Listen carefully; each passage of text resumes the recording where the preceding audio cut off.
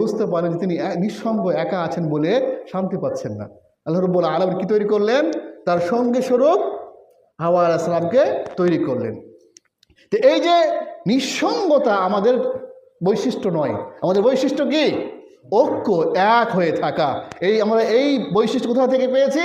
আমাদের আদি পিতা আদম আলাইহিস সালাম থেকে পেয়েছি, যে তিনি জান্নাতের মতো জায়গা তো একা থাকতে চান না, একা থাকতে পারেননি বলে আল্লাহ রাব্বুল আলামিন হাওয়া আলাইহিস সালামকে তৈরি করেছেন, আর সেখান থেকে মানব জাতির বংশ পরম্পরা এসেছে।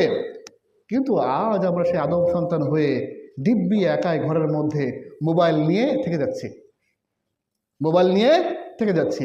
কারোর সঙ্গে মেশা, কারোর সঙ্গে কথাবার্তা বলা, কে কেমন আছে, কে কেমন কষ্টে আছে না ভালো আছে, কারো খোঁজ খবর নেওয়ার কোনো প্রয়োজন নেই। আপনি ভাবতে পারছেন যদি লকডাউনের সময় মোবাইল না থাকতো কত মানুষ আত্মহত্যা করতো?